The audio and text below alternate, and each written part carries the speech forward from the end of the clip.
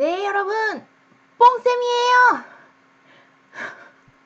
네, 잘 쉬고 돌아오셨나요? AAS는 완벽하게 이해가 가셨나요? 네, 아직까지는 첫 시간이기 때문에 완벽함까지는 정말 바라지도 않습니다. AAS는 원소의 양을 측정한다는 거, 네, 중성자로 만들어서 들뜬 상태, 다시 빛을 방출하고, 네, 다시 바닥 상태로 돌아올 때 방출하는 빛을 측정해서 그 빛의 양에 따라 원소의 양을 측정한다는 거 기억하시나요? 네. 여기까지만 기억하셔도 오늘 완전 퍼펙트입니다. 네. 그래서, 네, 그 AAS에는 플레임, 램프, 포토 디텍터 요런 것들이 있다는 거, 분무함 요런 것들이 있다는 거, 불꽃이 2300도로 가열이 된다는 거, 또 요런 것들이 카드뮴, 나트륨, 칼륨, 칼슘, 마그네슘 여러 가지 원소를 분석할 수 있다는 거. 요 정도만 기억하셔도 우리 친구들 1교시 정말 열심히 들은 겁니다. 그 다음은 마이크로웨이브인데요. 마이크로웨이브는 AAS나 아까 잠깐 말씀드렸던 ICP라는 장비를 사용하기 위해서 시험 용액을 만들 때 쓰는 전처리 장비라고 생각하시면 되겠습니다. 굉장히 까다로운 질산이나 황산을 처리하는 분석을 아주 쉽고 간단하게 만들어주는 기계인데요. 고저주파, 고전자파? 네, 네. 전자레인지라고 생각하시면 되겠습니다. 우리 가정에서 쓰는 거는 700W, 800W 이 정도인데요. 얘는 한번 우리 친구들이 실험실에 와서 확인해 보세요. 얼마나 높은 와트를 가지고 있는지. 그래서 마이크로웨이브는 AAS 분석할 때 쓰는 전처리 기계다. 시험 용액을 만드는 전처리 기계다 정도로 생각하시면 되겠습니다. 그래서 마이크로웨이브는 시료를 파괴 분석합니다. 파괴 분석. 쉽게 얘기하면 우리 보통 시료들이 분자화 상태로 있죠. 그것도 고분자 상태로. 그래서 영양제 같은 것들도 한 알 안에 사실 요 안에 원소들이 정말 따로따로 나는 칼슘이야. 나는 나트륨이야. 나는 칼륨이야. 나는 리튬 여기 들어가면 안 되겠고. 등등 나는 마그네슘이야 하고 얘네들이 다 따로따로 있지 않습니다. 얘네들이 막 섞여서 컴플렉스로 되어 있는데 요 마이크로웨이브로 돌려주면서 얘네들이 이제 잘라주는 거예요. 최대한 작은 분자 상태로 이렇게 잘라줘서 파괴 분석을 한다고 표현을 합니다. 그래서 결국 마지막에는 엑시드 클리어 솔루션 산성 투명 용액을 얻어야만 AAS로 분석이 가능합니다. 엑시드 클리어 솔루션. 그래서 우리가 이따가 영상 보시면 아시겠지만 영양제 그 비타민 알맹이 가루를 넣고 질산을 넣고 전자레인지만 돌렸을 뿐인데 요 비타민 가루는 온데간데 없이 용액 상태, 투명한 용액 상태가 되어 있습니다. 엄청 신기하죠? 이따 보시면 더 신기할 거예요. 네. 그래서 투명 용액, 산성 투명 용액을 얻어야만 분석이 가능하다는 거. 그리고 오염과 손실을 최소로 할 것. 정말 중요합니다. AAS로는 칼슘, 마그네슘 등등 분석을 하는데 무기 성분을 분석한다고도 하고 또 미량 성분을 분석하기도 합니다. 미량 성분은 정말 조금 있다는 거죠. 성분이 조금 있다는 말이죠. 그래서 미량 성분을 분석할 때는 오염이 되거나 오염이 돼서 그 흡광도에 영향을 끼치거나 손실이 돼서 결과값이 많이 떨어지거나 하면은 정확한 실험이 됐다고 할 수가 없겠죠. 정확한 분석이 됐다고 할 수가 없겠죠. 그래서 마이크로웨이브로 전처리할 때는 오염과 손실이 최대한 없도록 아주 차분하고 조심조심 실험에 임해 주셔야 합니다. 그리고 또 사용하는 산류의 순도도 중요합니다. 우리 산처리 하는데요. 대부분 질산으로 사용하거든요. 산처리 할 때의 산류의 순도가 중요합니다. 순도를 나타내는 거는 씨앗들마다 등급이 있습니다. 그러면 등급이 높은 등급의 씨앗을 사용하시면 되시겠죠. 그래서 마이크로웨이브의 장점이 뭐냐? 사람들이 왜 굳이 이 비싼 마이크로웨이브를 사용해서 실험을 할까요? 왜? 장비는 비싸지만 소량의 씨앗을 사용하기 때문에 결과적으로 장기적으로 봤을 때는 비용이 감소가 될 수 있겠죠. 뭐 이 장비 산다고 뭐 1, 2년 쓰고 버리는 거 아니니까. 그리고 소량의 씨앗을 사용하기 때문에 씨앗으로부터 오는 오염이 감소가 됩니다. 씨앗은 한 번 일회용이 아니잖아요. 그러니까 씨앗을 뚜껑을 열고 한 번 썼다고 나머지 씨앗 다 버리는 거 아니죠. 그 씨앗 안에 오염이 되는 확률이 있기 때문에 씨앗으로부터 오는 오염이 감소가 될 수 있겠습니다. 그리고 산이 증발하거나 뭐 산의 세기가 감소하거나 하는 일이 없습니다. 우리 보통 뭐 습식회화법, 뭐 건식회화법 등등 여러 가지가 있는데 그런 방법들을 쓰게 되면 용매가 증발하는 경우가 굉장히 많죠. 얘는 저 용기 안에 꽉꽉 캐핑이 되어 있기 때문에 산이 증발하거나 뭐 세기가 감소하지 않습니다. 또 얘를 끓여주면서 산의 증기로 인한 환경오염이 감소되겠고요. 산의 증기로 인한 휴무드의 부식이 감소가 됩니다. 얘도 안에 보시면 여기서 발생하는 질산가스를 밖으로 이렇게 흘려 내보내주는 팬이 있어요. 옛날에 선생님이 그 분석실에서 일할 때 요 마이크로웨이브 되게 오래된 장비를 썼었거든요. 마이크로웨이브도 그 휴무드 안에 있었고요. 근데 이 휴무드 안에 되게 오래된 장비였는데 저 선생님이 한 2, 3년 정도 근무를 하고 나니까 휴무드 그 위쪽에 보면 공기를 밖으로 내보내주는 배기구가 있죠. 그 배기구에 이 산가스의 노출로 인해서 그 배기구가 다 구멍이 났던 적이 기억이 납니다. 다른 데는 안 그랬고요. 요 질산 마이크로웨이브 처리하는 휴무드 안에 하고 그 다음에 그 조단백질 분석할 때 쓰는 그 킬달법 사용하는 조단백 분해 장치 거기는 황산을 끓이거든요. 이렇게 강산을 사용하는 강산의 씨앗을 사용해서 하는 실험들 그 실험들 하는 휴무드가 그렇게 부식이 되는 거를 실제로 본 적이 있습니다. 근데 마이크로웨이브를 사용하고 여기서 이제 요 팬에서 새 나오는 질산가스를 빨아들이죠. 빨아들여서 그 라인을 통해서 밖으로 배출이 될 수 있게 도와줍니다. 그래서 산의 증기로 인한 휴무드의 부식이 감소됩니다. 옛날에 선생님 같은 경우는 그 팬 쓰던 장비는 팬이 돌면서 그 가스를 밖으로 배출시켜주는 장비가 없었고요. 그냥 팬이 돌면서 휴무드로 그 가스가 다 나왔어요. 그럼 그 휴무드 안에 있는 배기장치가 밖으로 질산가스를 내보내줬던 거죠. 마이크로웨이브의 단점은 보시면 아시겠지만 이렇게 용기의 개수가 정해져 있습니다. 우리 실험실에서는 용기가 10개 있거든요. 그래서 다량의 시료가 처리가 불가합니다. 보통 한 샘플당 3반복이에요. 3반복이라 하면 한 시료를 가지고 똑같은 실험을 3번 하는 겁니다. 3반복을 해서 얘 평균값을 구해서 결과를 확인하는 게 내가 얼마나 정확하게 실험을 했는지 확인할 수 있는 지표거든요.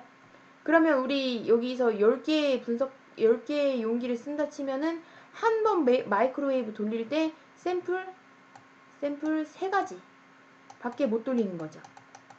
우리 4조인데 어떡하지? 그래서 다량의 시료 처리가 불가하다는 거. 그리고 샘플은 1g 정도 가능하다고 나와 있는데 사실 우리가 사용하는 장비로는 0.5g. 아주 미량이죠. 아주 조금 저울질해야 되죠. 0.5g 정도 사용 가능합니다. 그래서 여러 가지 종류의 실험 분석도 못하고요. 많은 양의 분석도 안 된다는 거. 네, 그게 단점입니다. 그리고 또 요 안에 용기를 세척하고 조립하는 것이 상당히 까다롭습니다. 네, 요 다 쓰고 나면, 전처리 다 돌리고 나면 다시 질산 5ml씩 넣어줘서 한 번 더 끓여주고 요 안에를 다시 3차 증류수로 깨끗이 헹궈줘야 되거든요. 귀찮겠죠, 조금. 그렇지만 아주 편리하게 전처리할 수 있다는 거, 이런 단점을 극복할 만한 메리트가 있다는 거 기억해 주시면 되겠습니다. 네. 요 마이크로웨이브 같은 경우는 용기가 사실 굉장히 중요하거든요. 네. 요렇게 그 마이크로웨이브 트레이에 꽂을 수 있는 겉에 용기가 있고요. 이 겉에 용기를 한번 감싸고 있는 요거, 그 다음에 제일 안에 요거, 요렇게 있습니다. 요 하얀 용기가 테프론이라는 재질로 만들어진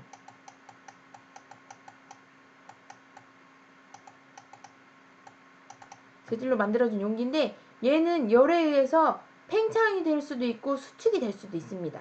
그래서 우리가 고온으로 가열할 때는 요 용기가 팽창이 될 수도 있어요. 그럼 요 아이가 얘를 한 번 더 이렇게 감싸주죠. 감싸주면서 얘가 팽창되거나 터지는 거를 한번 막아줍니다. 네. 얘는 뭐 수축이나 이완이 일어나지 않아요. 네. 팽창이 되거나 줄어들거나 하지 않습니다. 그래서 테프론 용기 안에다가 시료와 질산을 주입할 거고요. 시료와 질산을 주입한 테프론 용기를 여기 요 텅스텐, 네, 돌 재질로 되어 있는 거예요. 돌과 금속이 섞인, 네, 재질의 용기인데요. 요게 요 아이가 한 번 더 감싸줘서, 네, 얘가 터지는 거를 막아준다는 거. 그리고 여기에는 또 얇은 필름이 하나 덮여 있습니다. 뚜껑에 구멍이 살짝 뻥 뚫려 있는데요. 요 사이로 질산이 새 나오는 것을 요 필름이 조금 막아줍니다. 구멍이 뻥 뚫려 있는 이유는 혹시나 고온으로 가열했을 때, 또 유기물이 굉장히 많은 시료를 뭐 사용자가 모르고 샘플량을 많이 측정했을 때, 또 산의 양을 많이 썼을 때를 대비해서 구멍이 조금 뚫려 있는데요, 뚜껑에. 이 구멍으로 이제 얘가 터지는 거를 방지하는 거죠. 터지는 걸 방지하기 위해서 질산가스가 조금씩 우리 압력소처럼 이렇게 흘러나옵니다. 그러면 이 필름이 덜컥 왔다 갔다 덜컥 하면서, 네, 이 용기가 터지는 거를 한 번 더 방지해 줍니다. 그래서 이 용기는 보시는 것과 같이 이렇게, 이걸 드릴이라고 하나요? 전동 드라이버라고 하나요? 네, 요걸로 요 나사를 풀었다 조였다 하면서 이 안의 용기를 탈착을 해줄 수 있습니다. 그래서 안의 용기도 이렇게 숫자 라벨링이 되어 있고요. 겉의 용기도 이렇게 숫자 라벨링이 되어 있습니다. 네, 이 번호 헷갈리지 않게 실험하실 때 어려움이 없으실 겁니다. 마이크로웨이브 사용하실 때는 시료 채취는 보통 표준이 0.4g 정도예요. 0.4g에 질산을 5ml 넣습니다. 유기물 고함유 시료는 무조건 0.5g 이하 분해고요. 표준이 0.4g이기 때문에 유기물이 너무 많다 싶은 샘플들은 저 같은 경우는 뭐 0.2g, 0.3g 정도로 실험을 합니다. 그리고 미지 시료인 경우 우리가 뭐 어떤 샘플인지 뭐 전혀 정보가 없다 하는 경우 열린 상태에서 15분 이상 분해 후 기기 작동을 하는데요. 사실 저 같은 경우는 어떤 시료든지 다 열린 상태에서 15분 이상 정도 분해 후에 기기 작동을 합니다. 왜냐하면 샘플에다가 질산가스를 넣으면 그 넣는 순간부터, 네, 분해가 일어나기 시작하면서 가스가 마구마구 발생을 해요. 근데 우리 요때 바로 뚜껑을 더 닫게 되면 용기가 받는 압력이 굉장히 커지겠죠. 그렇기 때문에 저는 어떤 시료든지, 네, 열린 상태에서 15분 이상 놔뒀다가 기기 작동을 하고요.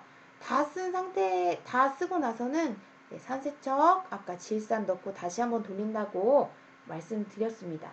질산을 넣고 다시 한번 마이크로웨이브를 가동시켜서 산세척을 해주고요.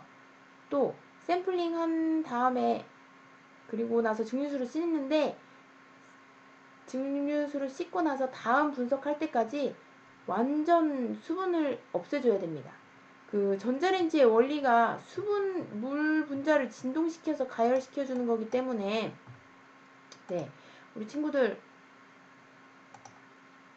그 분해 용기 외부에 수분이 있으면 스파클, 폭발이 일어날 수가 있습니다. 그래서 분해 용기 외부에 수분은 무조건 없도록 사용한 다음에 세척하실 때 바짝 말린 용기를 사용하셔야 합니다. 그리고 이 분해 용기의 용량은 10ml예요. 아니 100ml예요. 최대 100ml까지 밖에 안 들어가는데 이 100ml가 용액의 용량이라고 생각하시기보다는 이 샘플하고 산용액이 만났을 때 발생하는 가스 용량까지 포함해서 기체 부피까지 포함해서 100ml라고 생각하시면 되겠습니다. 그래서 샘플의 최대 용량은 1g, 분해용매 최대 용량은 10ml예요. 우리는 표준 항상 0.4g, 5ml 사용한다는 거 꼭 기억해 두시고요. 과염소산, 황산, 질산, 염산 다 가능한데요. 과염소산은 절대 사용이 안 되겠습니다. 우리 요 과염소산이 소독약으로 쓰이는 거 알고 계시나요? 네. 여튼 과염소산은 절대 사용하시면 안 됩니다. 그리고 꼭 테프론 용기 위에 아까 말씀드렸던 필름 장착해 주셔야 하고요. 우리 이 용기, 요 하얀 용기를 벳셀이라고 해요. 벳셀이라고 하는데 이 벳셀 중에는 센서 벳셀이라는 애가 있습니다. 센서 벳셀만 요렇게 생겼습니다. 요렇게. 나머지들은 여기 밑에 보이시나요? 이렇게 구멍이 그렇게 크지 않죠. 정말 바늘구멍만하게 쬐끄맣게 뚫려 있고요. 센서 벳셀은 이렇게 빨대처럼 여기 구멍도 큽니다. 이렇게 있어요. 이 센서 벳셀은 뭐냐면 그 마이크로웨이브가 작동이 되면 이 벳셀 안에 온도도 올라가고요. 우리 시료를 열분해 시켜주는 거잖아요. 온도도 올라가고 그 기체가 발생하면서 압력도 증가합니다. 그러면 그 온도와 압력을 측정해주는 센서가 여기 빨대 같은 데 이렇게 꽂혀요. 마이크로웨이브와 연결되어 있는 센서가 이렇게 꽂힙니다. 그래서 전체 온도를 대표하는 벳셀이라는 거, 그래서 여기에 온도, 압력 센서가 꽂힌다는 거 기억해 주시면 되겠고요. 10개 중에 하나가 이렇게 쓰이니까 우리가 실험할 수 있는 벳셀은 결국 9개가 되겠습니다. 그리고 이 센서 벳셀 같은 경우는 테프론 용기를, 이 안에 테프론 용기 하얀색 용기를 바꾸지 않고 세척도 웬만하면 안 하시는 게 좋아요. 왜냐면 여기 안에 여기 센서 벳셀 그 센서가 들어가는 여기 안이 빨대처럼 구멍이 뻥 뚫려 있거든요. 여기 보시는 것과 같이 빨대처럼 구멍이 뻥 뚫려 있는데 얘를 세척을 안 하게 되면 세척을 하거나 뭐 테프론 용기를 바꾸시거나 하면은 요 안에 물이 들어가겠죠. 근데 요게 요 끝에까지 달 만큼 굉장히 길거든요. 근데 요거를 세척하면 요 안에 물이 들어가면서 완전 건조가 아까 분해 용기 외부 수분 제거 굉장히 중요하다고 말씀드렸는데 요 빨대 안에 수분 제거가 굉장히 힘듭니다. 그러면 어떻게 되겠어요? 그럼 어떻게 될까? 네. 여기 안에 센서가 이렇게 들어가게 되는데 네. 수분이 완전히 마르지 않은 상태에서 마이크로웨이브를 작동시키면 어떻게 될까? 네. 요 안에 있는 수분이 진동을 하면서 번쩍 스파클이 일어나겠죠. 그러면 요 센서에 불이 붙습니다. 그럼 마이크로웨이브 뻥 터지게 됩니다. 네. 사고를 방지하기 위해서 테프론 이 센서 벳셀은 테프론 용기를 바꾸지 않는 것이 굉장히 좋고요. 세척도 안 하시는 게 좋습니다. 요 안에다는 샘플 분해 절대 안 합니다. 항상 3차 증류수 DW를 30ml 넣고 사용을 하게 되겠습니다. 그래서 DW 3차 증류수가 끓는 온도와 압력을 이 센서 벳셀에서 측정을 하게 되겠습니다. 그래서 그 온도와 압력이 연결되어 있는 컴퓨터 프로그램에 표시가 되겠습니다. 그래서 우리 오늘 AAS 분석을 하기 위해서 표준용액을 만들 건데요. 표준용액 칼슘과 마그네슘 표준용액 어떻게 만드는지 한번 보실게요. AAS 분석용 표준 원액은 다 만들어져서 나와요. 1000ppm짜리로. 1000ppm짜리 칼슘, 마그네슘, 우리 실험실에 있는 게 또 칼륨, 카드뮴, 뭐 요 정도 있는 것 같습니다. 그래서 1000ppm짜리로 다 만들어져서 판매가 되고요. 그 판매된 표준 원액을 희석해서 사용하시면 되겠습니다. 그래서 우리 오늘 표준 용액 5가지 만드실 거예요. 칼슘과 마그네슘을 섞어서 만들 건데요. 네. 10ppm, 5ppm, 1ppm, 0.1ppm, 0.05ppm 이렇게 아주 저농도까지 미량 성분 분석, 네. 무기 원소 분석, 금속 원소 분석할 때는 이렇게 이 AAS의 장점입니다. 저농도까지 분석이 가능한다는 거. 특정 원소에 따라서는 ppb 단위까지 분석이 가능한 원소들도 있습니다. 그래서 오늘은 표준 용액을 이렇게 5가지로 만들 건데요. 네, 먼저 10ppm 칼슘과 마그네슘 표준 용액을 만드는 거 보실게요. 1000ppm짜리 칼슘 1ml 그리고 여기 오타네요. 미안해요 여러분. 칼슘이 아니고 마그네슘입니다. 여기도 마그네슘입니다. 여러분 너무너무 미안해요. 여기도 마그네슘입니다. 네. 칼슘 1000ppm짜리 1ml, 마그네슘 1000ppm짜리 1ml를 100ml 부피 플라스크에 넣습니다. 여기 보이시나요? 네. 그럼 얘랑 합쳐서 2ml죠. 나머지 부분은 3차 증류수로 채워주겠습니다. 100ml. 그럼 100ml로 기준으로 봤을 때 칼슘이 1, 마그네슘이 1이기 때문에 1000ppm짜리 100배 희석한 거죠. 100배. 뒤에서 2개 옵니다. 하나, 둘, 2개 옵니다. 그러면 10ppm. 맞나요? 이해 가시나요? 계단 희석으로 치면 10ml짜리로 100으로 왔다가 다시 한 번 더 10으로 와야 되는데 10배 희석해서 10으로 와야 되는데 그 과정을 생략했습니다. 한 번에 갔습니다. 100ml짜리로. 네. 그럼 여기를 보고 5ppm을 어떻게 만드는지 생각해 보실 수 있죠. 요거의 반절. 10ppm의 반절이니까 마찬가지로 칼슘 1000ppm짜리 표준 원액 0.5ml, 마그네슘 1000ppm짜리 표준 원액 0.5ml를 넣고 2개 합치면 1ml니까 3차 증류수 99ml를 넣어서 100ml로 정용합니다. 여기서 한 번 더 1ppm 가겠습니다. 네, 여기서는 1ml였으니까 0.1ml 넣어주시면 되겠죠. 0.1ml 1000ppm 칼슘, 0.1ml 1000ppm 마그네슘 넣어주시고요. 99.8ml 3차 증류수 넣어주고 100ml로 정용하겠습니다. 표시선까지 증류수를 채워 넣습니다. 그럼 요걸 가지고 다시 요리 갈 거예요. 0.1ppm 만들러.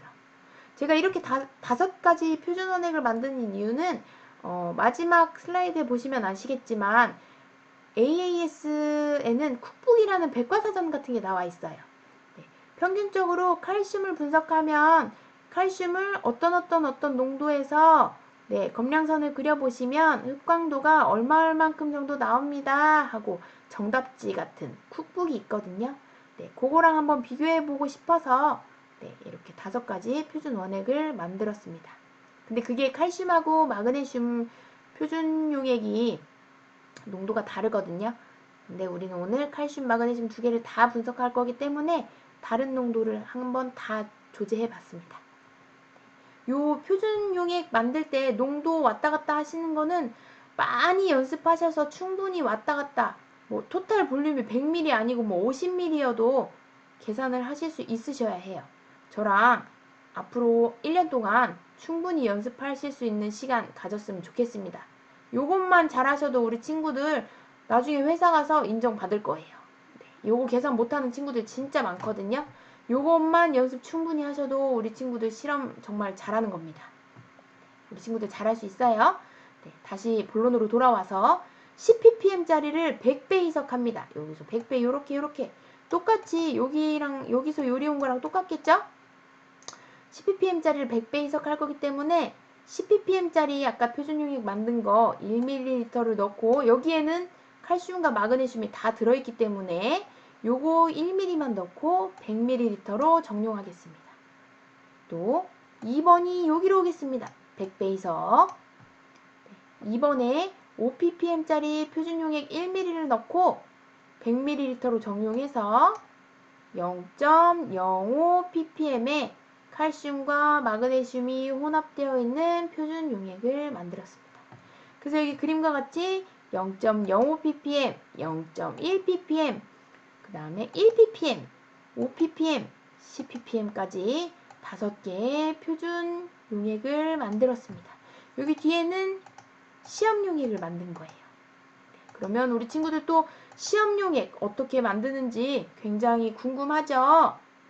네, 궁금하죠? 네. 네, 시험 용액을 어떻게 만드는지 보시겠습니다.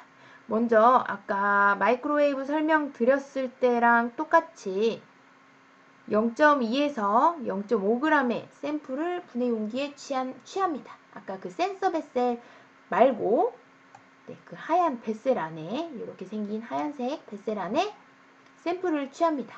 0.2에서 0.5g 사이. 표준은 0.4g 정도라고 말씀드렸죠. 근데 오늘은 우리 비타민이기 때문에 약간 고함량 시료잖아요. 그래서 0.3g 정도만 채취하겠습니다. 네. 여기에다가 질산 5ml를 가합니다. 질산 5ml. 질산 5ml를 가해서 15분간 뚜껑을 열어준 채로 방치하면서 질산가스를 조금 날려주겠습니다. 그래서 질산가스를 15분 동안 다 날려주고 나면 뚜껑과 용기를 다시 조립해서 마이크로웨이브를 가동시킬 건데요. 마이크로웨이브가 몇 도에서 얼만큼 유지가 되냐 하면 처음 10분 동안은 100도씨까지 가열합니다. 100도씨까지 올라가면 5분 동안 유지될 거고요. 또 그 다음 10분 동안은 150도씨까지 가열합니다. 그러면 또 150도씨에서 5분간 유지될 거고요. 또 그 후에 10분 동안 170도까지 가열해서 15분간 유지할 겁니다. 그러면 이때까지 분해가 다 이루어졌다고 가정할 수 있겠죠. 그럼 요 170도까지 올라간 것을 바로 갖다 분석하냐? 절대 안 돼요. 질산가스 뻥 하기 때문에 너무너무 위험하고요. 얘를 최소한 20분 이상, 사실 실험실에서는 뭐 거의 2시간 뭐 이렇게까지 시켜줍니다. 그러니까 우리가 학교에서 뭐 우리 지금 1교시부터 5교시까지니까 뭐 1, 2교시 때 샘플 측정해서 돌리고 점심시간 끝나고 와서 측정을 해도 네, 늦는 시간이 아니겠죠. 뭐 어떤 분석 실험하시는 분들은 전날 전처리 해놓고 다음날 AS 찍으시는 분들도 있어요. 네. 이거 시켜주는 거 꼭 명심하셔야 되고요. 분해 완료된 시료에 3차 증류수로 그 뱃셀, 하얀색 용기, 요 용기, 뱃셀을 깨끗이 씻어주면서 우리 질산 5ml 넣었으니까 100ml 맞추려면 3차 증류수 굉장히 많이 넣죠. 네, 요 3차 증류수로 손실되는 양이 없도록 깨끗이 씻어주면서 볼륨 플라스크에 옮기면서 정용하겠습니다. 여기까지 이해 가시나요? 그래서 여기 뒤에 보시면 100ml 부피 플라스크에 정용한 샘플들이 보이시죠? 5번, 4번, 3번. 네. 여기서 하나 빠진 게 있는데요. 항상 모든 분석에는 블랭크, 공시험 해주셔야 합니다. 공시험 같은 경우는 뭐예요, 여러분? 공시험 뭔지 아는 사람? 네. 샘플 시료는 없게 하되 나머지 조작은 모두 똑같이 합니다. 네. 혹시나 뭐 사용하는 시약, 용기 또는 증류수 등의 오염물질이나 뭐 우리가 칼슘을 분석한다 치면 칼슘 성분이 있을 수도 있다는 가정하에 샘플을 제외한 나머지 과정은 똑같이 반복하는 시험을 공시험이라고 합니다. 이 공시험에서 만약에 칼슘이 1만큼 나왔다 하면 나머지 샘플에서 칼슘을 1만큼 빼줘야 하는 겁니다. 시료가 들어있지 않아도 칼슘이 있었습니다 하면 그거는 시료에 들어있는 게 아니고 나머지 뭐 증류수나 사용하는 시약, 용기에 들어있는 걸 수도 있기 때문에 공시험을 꼭 반복해 줍니다. 그래서 여기 앞에 보시면 여기 3번부터는 얘 색깔이 조금 노리끼리 하죠. 투명 용액이긴 하지만 1번, 2번 비교적 깨끗합니다. 요 아이들이 공시험 1번, 2번이 선생님이 해준 공시험입니다. 공시험 꼭 해주셔야 합니다. 아까 쿡북 말씀드렸죠, 여러분. 칼슘, 마그네슘에 대한 쿡북입니다. 우리가 가지고 있는 램프들이 SR 램프라고 말씀드렸어요. 여기 SR 나와 있고요. 여기 D2는 뭐냐면 SR 램프 하나로 이렇게 빛을 쐈을 때 빛의 산란이 일어나거나 뭐 빛이 정확하게 우리가 그 디텍터까지 간다고 가정하기가 조금 어렵습니다. 그렇기 때문에 BGC, 백그라운드 컨트롤입니다. 백그라운드 컨트롤. 결국에는 빛을 보정해 준다고 생각하시면 돼요. 백그라운드 컨트롤.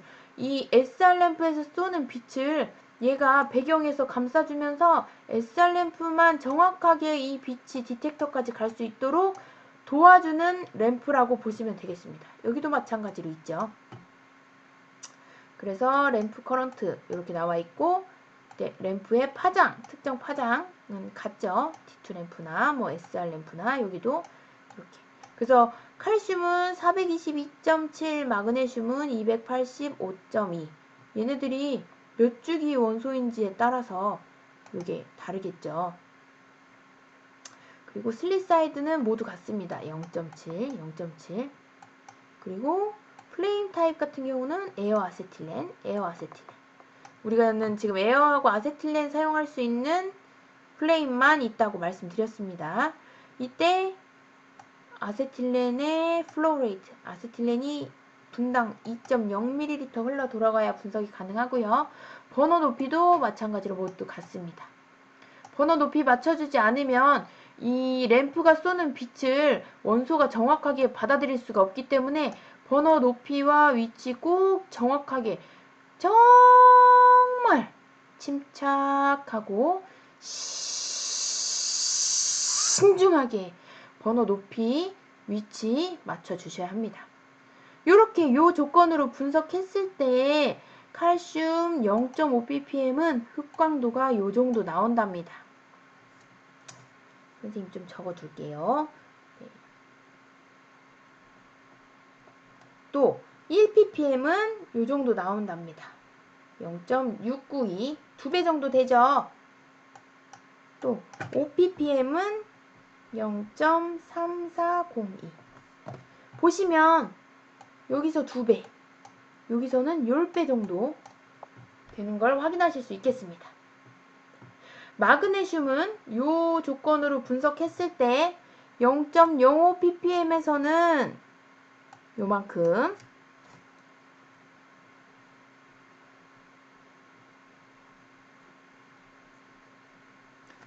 0.1ppm에서는 요만큼. 그러면 여기 2배, 2배 가까이 되나요? 맞나요? 흑광도도? 0.2ppm에서는 또 여기에 2배. 2배 맞나요? 2배보다 좀 안 되네요. 요걸로 보시면 검량선이 농도가 높아질수록 정말 직선성을 이루어진다는 거 보다는 이렇게 농도가 높아질수록 살짝 이렇게 눕는다는 거, 여기 배수 올라가는 거 보시면 조금 확인하실 수 있겠죠. 그래서 검량선 안에 샘플이 들어와야 한다는 이유가 요것 때문입니다. 고농도로 가면 갈수록 검량선이 흑광도가 쭉쭉쭉쭉 올라가면 좋은데요. 사실 이론상으로는 검량선이 농도가 올라가면 올라갈수록 요렇게 됩니다. 요렇게.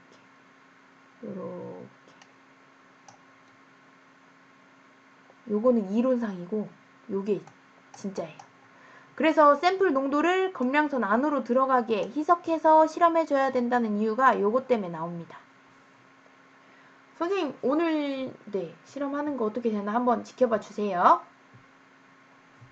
그래서 마이크로웨이브는 다행히도 내가 실험을 잘 했는지 못했는지 친절하게 안내해주는 이런 쿡북, 정답지, 백과사전이 있다는 거 우리 AAS 장비 밑에 프린트 해놓은 것도 있고요. AAS 장비 컴퓨터에 저장도 되어 있습니다. 네. 이렇게 확인할 수 있다는 거 너무 좋죠. 기억해 주시고요. 여기까지 AAS하고 마이크로웨이브에 대한 설명 마치도록 하겠습니다. 궁금하시거나 조금 이해가 안 가는 부분들이 있으면 꼭 메모 체크해 두시고요. 만나면 질문해 주세요. 다시 한번 10번이고 100번이고 설명해 줄 수 있으니까 우리 친구들 잘할 수 있습니다. 화이팅! 여기까지 2교시 마치고요. 다음 시간부터는 정말 실험 동영상 가지고 만나도록 하겠습니다. 우리 친구들 처음 듣는 생소한 내용 이해하시느라고 열심히 이야기 듣느라고 수업 듣느라고 고생하셨고요. 다음 시간에 우리 드디어 두구두구두구두구 처음 하는 온라인 실험에 들어가 보도록 하겠습니다. 수고하셨습니다. 3교시 때 만날게요.